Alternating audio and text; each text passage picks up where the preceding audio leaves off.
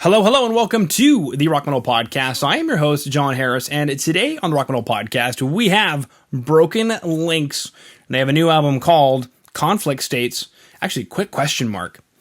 Did I say that right? Is it Conflict States, or do I have to take a pause because of the colons? Oh, let's go. No, you got it just right there. Yeah. I did that. You guys did that. It's cool though. So for everybody listening in, it's Conflict : States. Conflict States was released on April 30th. Right now I'm being joined by Mark to share some more information about this release and what the boys have got going on. So Mark, welcome to the show. Thanks for having me, John. Absolutely. Great to have you on. Now, actually one of my first questions is Conflict States. What could this be about? Yeah, I guess the album's taken a while to make. We've done 2 albums previously. We always like to have a sort of concept whilst we're doing the album. So the first one was a bit of an apocalyptic kind of concept. The second one was a little bit out space, that kind of concept. And for this one, we got a bit frustrated with our first 2 albums because they're we're quite a relatively unknown band. We've, spent a lot of money and a lot of effort producing our first 2 albums to mainly go unheard. And we just thought to ourselves, well, we're burning ourselves out here and we're not really enjoying it because we're pushing the band very hard to not really get very far. So we just said, screw it. For this third album, we'll just go. We'll basically pay nothing to make it. So we've done it all at home. And rather than trying to bow down to any sort of demands or any expectations, we just sort of decided that we're going to write about what we want to write about. We've decided to not give a hoot, basically, about trying to, fit into any kind of style or any kind of trend that's going on. So we've really written an album which it's basically the album we really wanted to write. It's quite dark, it's quite heavy, and it sort of mirrors exactly what's been going on in the world the past couple of years. There's been a lot of terrorism, especially over in the UK. We've had Brexit and God knows what else going on. It's just there's a lot of conflict in the world at the moment. There's wars going on all over the place. There's conflict between friends. There's all sorts of things going on. So I guess what the conflict, that's what it's all about. It's about conflict. And the States is just sort of opening it all up and just basically saying there's conflict worldwide. Mm-hmm. And that's what the album's about, really. Yeah. I mean, there's so much going on in the world, and obviously in the UK with Brexit, which I hear is going very well and super smooth. No issues whatsoever. No issues whatsoever. All the paperwork's been signed. Everything's good to go. That this may have something to do with that, or with the state of the world in general. But it's not. I mean, it's not a political album. We don't want it to be a political album, but it's just sort of like I'm not a very politically charged person, but it seems sometimes everyone around me is. So it's like, and it's just like there are other things going on in the world. Mm-hmm. So it's sort of it's got that sort of message to it. I think the album. Mm-hmm. Exactamente, baby. Well, and sometimes the band has written the album, say 2 years ago, the pandemic got in the way, they finally released it, and it has absolutely nothing to do with the pandemic. They were writing about something else, or, other things, but it just fits so well with what's going on right now. So I guess that was kind of my angle was, is this actually written about what's going on, or is it just a coincidence that this sounds like it's written about what's going on? It's an absolute coincidence. Beautiful. Yeah. I mean, there's some songs in there about terrorism, there was a lot of stuff going on in the UK at the time about that, and then there was some stuff about antibiotic resistance going on in the news over here, and they were sort of like saying, well, antibiotics are going to stop working pretty soon because we're just sort of we're just dishing them out willy-nilly. And I thought, well, that's an interesting concept. What happens if, what would happen to the world if, we had no medicine, basically, and it all stopped working? You'd basically have this sort of wild pandemic, and people would just be sort of sectioned off on their islands, sort of decaying and rotting away a little bit. Wow. So one of our songs is a bit like that. It's got that as a concept, and of course, then COVID happened. So it's an absolute coincidence, but it all sounds very. Yeah, it sounds like it was written for the pandemic, but it wasn't really. It was just before. Because the interesting thing, reading some fantasy novels about or movies about these kinds of situations, watching them now, it's like, man, are they really off the mark? That is not how people react in the middle of a situation. Did that happen at all in this case of this song? Are you surprised at like how accurate you guys were about the way people kind of sequester themselves, or were you off the mark? Well, it was worst case scenario, which I had in my mind when I was writing that. People, ravaged with disease, and it was spreading like a plague. And then they have to basically cut islands off, and no one can go in or out. It's kind of done that, but obviously the disease isn't as bad as what I was thinking about in that song. I guess I was thinking, have you ever seen that film 28 Days Later? Yes, long time ago, but I did. Yeah, I sort of had that in my mind, where there's a virus out and about, a rage virus, and then they had to basically shut down the whole of the country. It was that sort of thing I had going on in my mind. It just so happens that COVID come along. And it makes me look like I'm a little bit of a fortune teller, but I'm not. Oh, I was about to ask you for the lottery numbers. Yeah, God. I know. Now, if I knew that, I'd buy 20,000 copies of our album firstly, so we can climb up the charts. That's what I'd do. Yeah, manufacture it, Payola a little bit. Yeah, here in Canada, we had Payola back in, I think it was the 70s and 80s, where you would pay to get on the radio. You'd be on the Payola. Oh, right. Yeah. The radio station would be getting money from bands or artists to be on the radio. Yeah. I don't know if there's anything like that in the UK, but... Oh, there's a lot of stuff like that going on.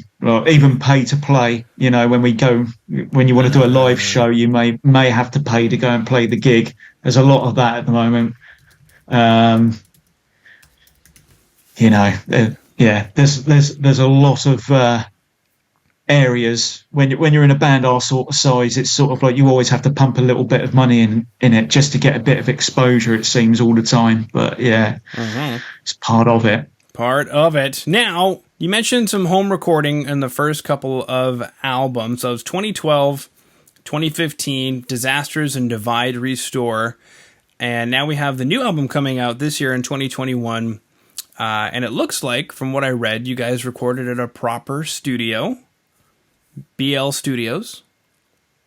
Oh, yeah, BL Studios. That's Broken Link Studios, that is. Which is basically... Yeah, that's my laptop on the table in my small one-bedroom house, yeah. Okay, fantastic. So it looks like it's still going very well. Yeah. So how did you guys do that then? Did you send it off to get mixed and mastered, or did you guys take care of that on the old laptop as well? Yeah, so the new album, it's all completely done by us. It's 100% DIY to go with that whole ethic of we're not going to make any money out of being in a band, so we're not going to spend any. Right. So it's all just been completely us. So without any skills whatsoever, we basically had to make this album, learn how to mix, learn how to master, and now we've done that. We've now got to make music videos, and we're sort of doing all of that DIY as well. So it's not costing us any money, which leaves us a little bit of money to actually promote the thing at the end, which we didn't get right the first two times around. We spent a lot of money at studios trying to, mix it and master it and make it sound great. Spend a lot of money there and then not have any money at the end of it to try and promote the album. So, it basically just went on Bandcamp and no one had ever heard of it. No one had ever bought it. So now it's sort of the other way around a little bit, and now we're promoting it. It's sort of like, wow, we've never heard of you guys before, and you've got a massive discography. Oh, I'll just buy all of your discography, well, along with a new album. And it's like, yeah, that's nice. That's nice of you. But yeah, so we're getting a bit of money coming in now, which sort of helps us promote the band a little bit more. Get to reinvest it back into promotion again. Mm-hmm. Yeah. It brings up so many conversations, Mark. So many conversations. Was it Benjamin Franklin who said that in order to be wealthy, you must spend money on things that are intelligent to spend money on? Paraphrasing, but basically that being a miser and being cheap isn't going to do you any good. It's going to hurt you, actually.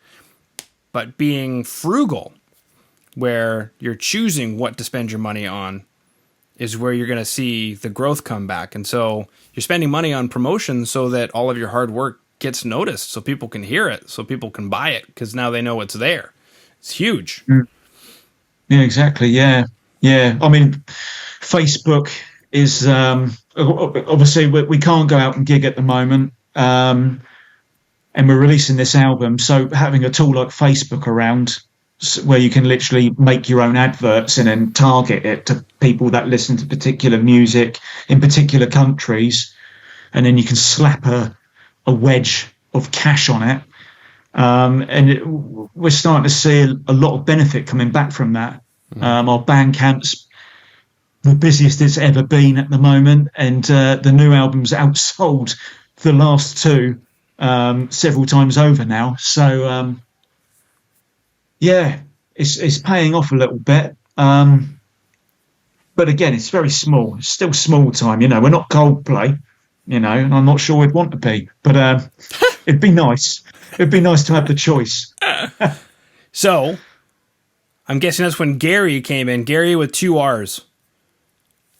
Gary over at Sand PR. So if anybody listening in, Mark got in touch with me because he hired Gary. Speaking of that promoter, and Gary has 2 R's in his name, which makes him special and unique, and I'm sure more beautiful than any other man on the planet. And he reached out to me and said, "What do you think of this band?" And I said, "They're great. They should come onto my show." And so now they're on the show, and that's part of that promotion. How did you guys get in touch with Gary? How'd you find Gary? Well, it's the obviously we wanted to get PR for the new album, and we've worked with PR before on other albums, and it's always been a bit hit or miss, because it's very expensive, and sometimes you can find you might plough several £1,000, which will be even more thousand Canadian dollars. It would be.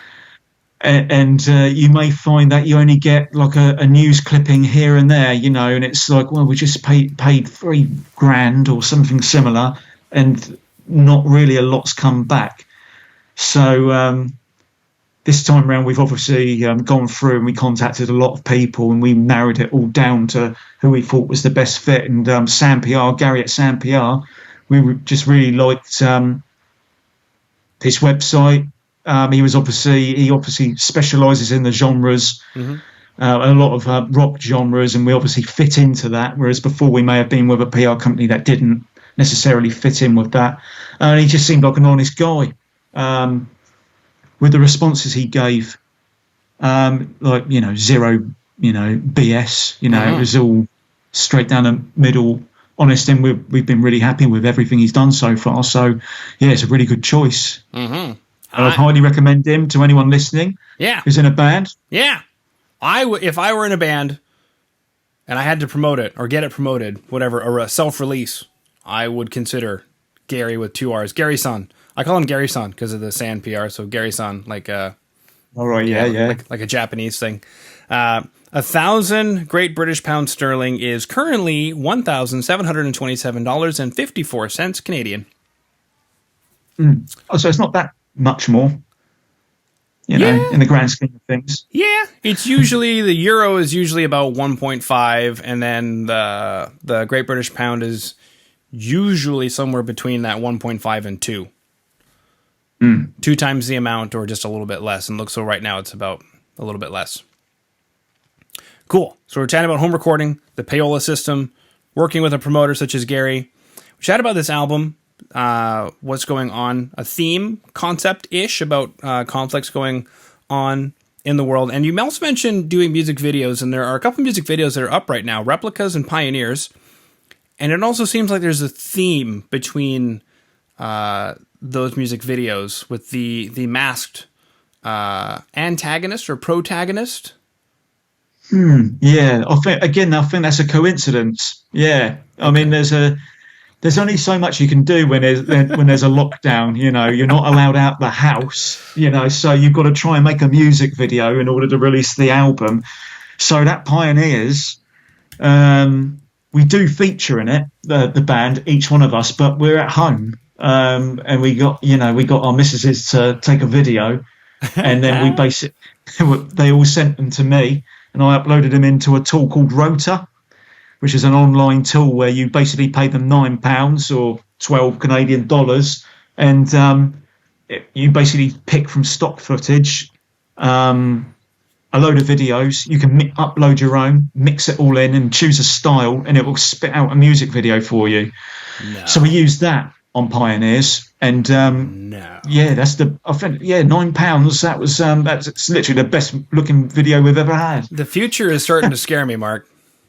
Yeah, and it looks pretty good. It looks pretty good. But if you watch it several times, you'll probably notice that towards the end, I sort of ran out of video, so it loops right back to the start again. So. Okay. So yeah, for the keen eye, they'd spot that, but yeah. So that's what that music video is about. And then the Replicas one is a bit more, we had to think of a story. What can you talk about Replicas? It's about, copycats, things like that, and identity. And we're just thinking of ideas of what we can do that isn't going to break the bank. So we just thought, well, why can't we get the neuroses and all of these negative thoughts and feelings which humans have, and somehow have them chasing us around, and inevitably killing us at the end? But we did that, and that's where we got the masks, and we just doodled words on them and just ran around. And I filmed it all on my iPhone 8. So it's still going strong. What are we on now? 12, something like that. So it should be obsolete soon, the iPhone 8. But yeah. Yeah. I actually met somebody the other day who was still running an iPhone 6.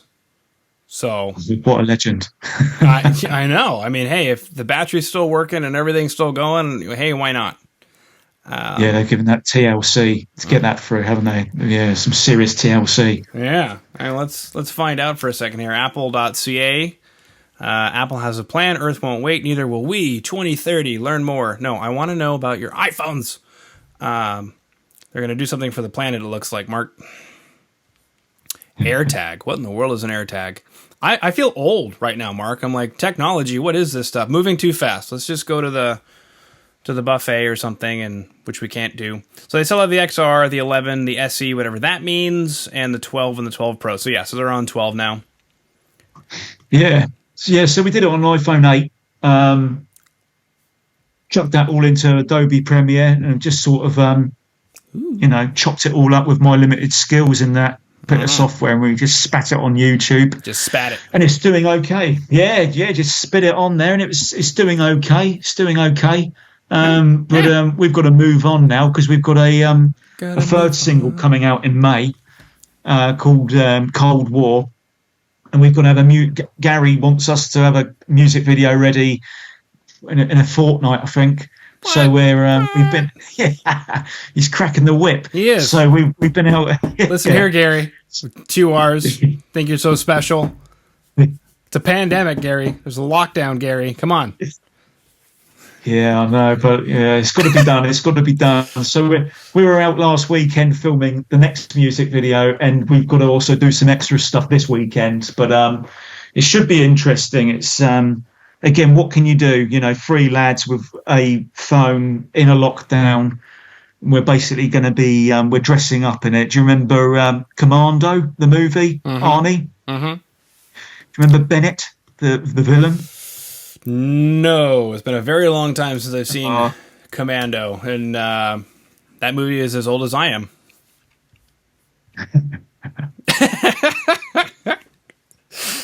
Quite literally, 1985, yeah. Quite literally. But anyway, tell me about Benny. Bennett. We're Bennett, basically one of us is dressing up as him. Another member of the band's dressing up as Dr. Robotnik from Sonic, and then the other one's dressing up as Dr. Evil from Austin Powers, and we're basically going to play a game of laser tag in a local field. And it's all filmed on the iPhone again, and hopefully it's going to look better than it sounds, hopefully. But I can't promise that. There's no guarantees in this business. So we'll just see how it goes. Very true. The movie poster for Commando says, somewhere, somehow, someone's going to pay. Yeah. I like it. I remember these old movies. Growing up, there was like Rambo and Schwarzenegger, and you had all these guys who were going around with the big muscles and the guns. And then what happened, Mark? The 90s happened. Yeah, twins. Twins. That's what happened. Yeah, twins. Kindergarten Cop. Yeah, yeah, exactly. And oh man, is it Twins where he gets pregnant or something, or that's a different one? Oh, Junior. That might be Junior. Okay. No, I don't have a tumor. And is that the Kindergarten Cop where he says, "No, I don't have a tumor." Wow. Sure, it might be. Now I don't recall, because I get, especially during the pandemic, this is an actual problem going on right now. Everybody's at home, everybody has technology, and everybody thinks they have talent, Mark. So what's happening right now is the internet is just become a raging cesspool, and it's only going to get worse. It's just a shitstorm of shit everywhere. And it's actually makes it really easy to stand out on top, because all you have to do is be good. And then you'll be just like sailing on top of this massive shitstorm that the internet is starting to become, because it's like a year and a half of everybody being at home with technology. I didn't get the vibe that it was, I mean, everybody's recording at home now, but I didn't get the vibe that you guys were like figuring this out as you were doing it, because I can tell we do audio engineering here, and I can tell when it's like, okay, those are the drums from GarageBand, which are good for a demo, but like you should figure that out or something, or I can tell you guys did a Line 6 pod, which, works for a demo, but you guys need to keep moving forward. So I didn't get that vibe. So good job. Well, thank you very much. I mean, yeah, I don't know if you was just exposing all our secrets then, but yeah, we didn't use real drums on the album. Nobody does, Mark. Yeah. But I've spent a long time getting software demos, trying them all out, trying to find out which ones actually sound real. Addictive Drums 2 is good, but it does sound very demo-y. And then I've just stumbled across Easy Drummer 2, and the drums sounded real. Yep. So stuck with them. We've used pods, but we've also used a bit of amplitude on there and a bit of guitar rig. So there's all sorts of different bits of software on there. But yeah, none of it's real amps, none of it's real drums. None of it will be, baby.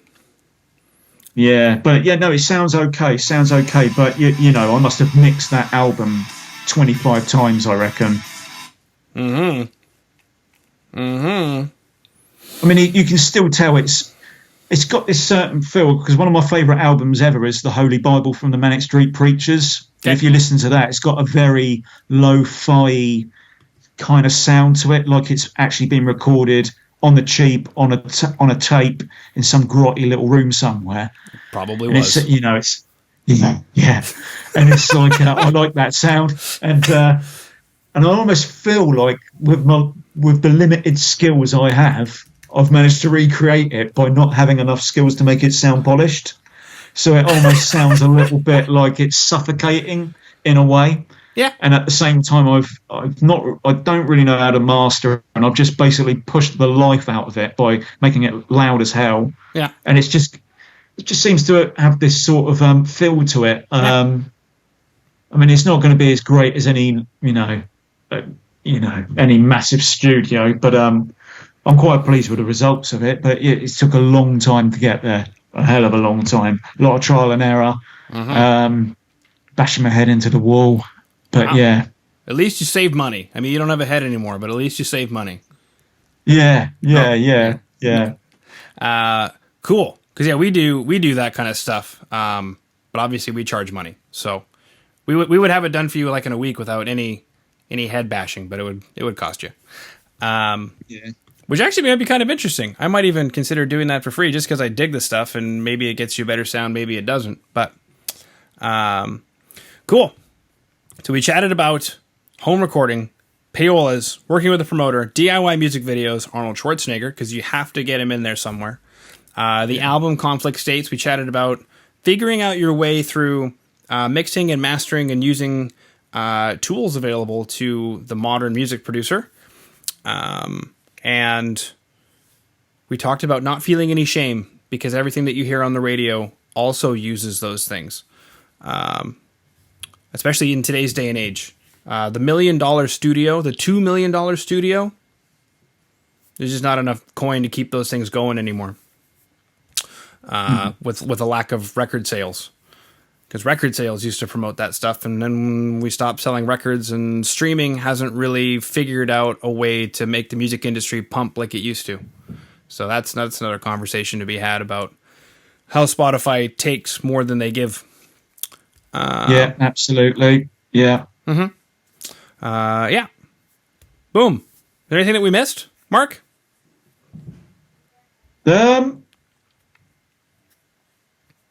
No, I think we're all good. There's a lot of stuff covered there. Mm-hmm. Obviously, the album's out next Friday, and look out for a new music video, middle of May, and that'll be that one which I mentioned before with the Bennett, Dr. Robotnik, and Dr. Evil. So that should be a laugh for at least one person in the world must laugh at that. My wife and I, if they don't, actually just watched Austin Powers, and I don't mean to sound rude. Just the way you say Dr. Evil is exactly the way they said it in the movie, because obviously you have a British accent, and it gets me every single time. I'm like, eek. Yeah. Dr. Evil. Aside from Mike Myers, he doesn't have, I don't know how you feel about his British accent, but oh man, we just saw the third one, and that one has... Oh, I'm drawing a blank on him. He is British, though. He plays Austin Powers' dad, Nigel Powers. Oh, God. I haven't seen the movie for so long. The Dutch. If there's anything I can't stand in this world, it's people who are inconsiderate about people's cultures and the Dutch. Michael Caine. There we go. Oh, right. Yeah, of course. Of course. Dr. Evil. Beautiful. Okay. Well then, Mark, unless there's anything else, thank you so much for coming on to the Rock Metal Podcast today. Yeah, thanks for interviewing me and offering me the opportunity to spout some nonsense about my band, John. Massively appreciated. You're quite welcome, sir.